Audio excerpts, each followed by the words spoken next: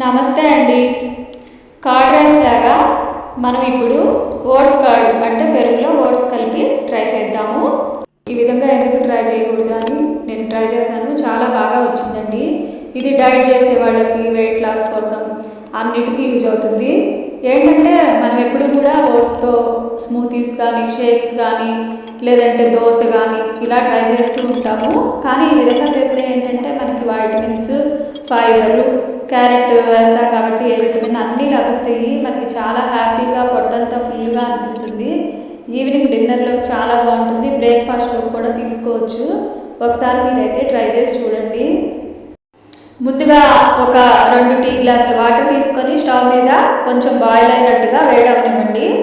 Just హాట్గా అయితే చాలు. దాన్ని తీసేసి పక్కన పెట్టుకొని ఆ బౌల్లో 1 కప్పు ఓట్స్ వేసుకోవాలి. వేసుకొని ఇలా మిక్స్ చేసుకొని ఆ తర్వాత ఇందులో గుమ్మడి గింజలు, పుచ్చ గింజలు, అవిసె గింజలు ఈ 3 కూడా దీంతో పట్ట వేసేసి కలిపేసి ఉంచుకోండి. దీని మీద ఒక లిడ్ పెట్టేసుకొని ఉంచేసుకోవాలి. ఓట్స్ పెరుగుకి కావాల్సిన పదార్థాలండి: క్యారెట్, 1 ఉల్లిపాయ తరుగు, పల్లీలు, తాలింపు గింజలు, చిన్న నిమ్మ చెక్క, పచ్చిమిర్చి, కరివేపాకు, కొత్తిమీర, జీడిపప్పు, ఎండుమిర్చి, 1 కప్పు పెరుగు. వీటన్నింటినీ రెడీ చేసుకున్నాక క్యారెట్ని తురిమేసి ఉంచుకోవాలండి.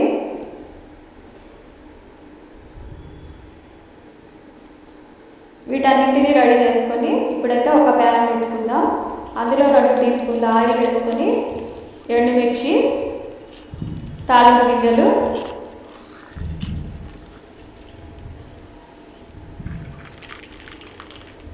శనగ గింజలు, అదే పల్లీలండి, పల్లీలు వేసుకొని కొంచెం బాగా ఫ్రై అవ్వాలి. తర్వాత జీడిపప్పు మీడియం ఫ్లేమ్లో ఉంచుకొని వీటిని బాగా ఫ్రై చేసుకోవాలి.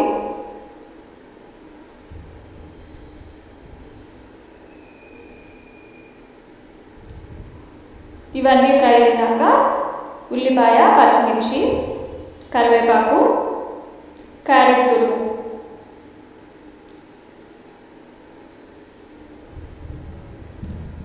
సరిపడా సాల్ట్,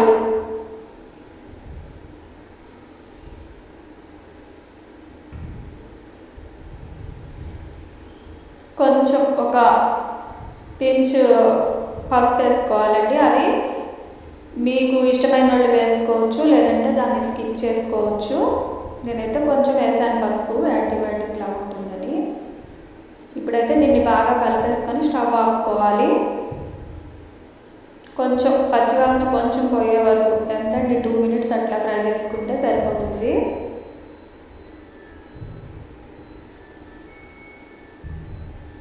ఇప్పుడైతే ఒక 4-5 మిరియాలు తీసుకొని దాన్ని బాగా క్రష్ చేసుకుందాము. ఇలా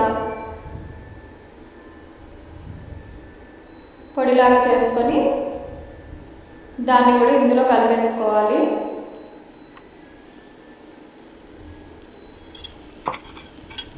కలిపేసి పెరుగు కూడా వేసుకోవాలి.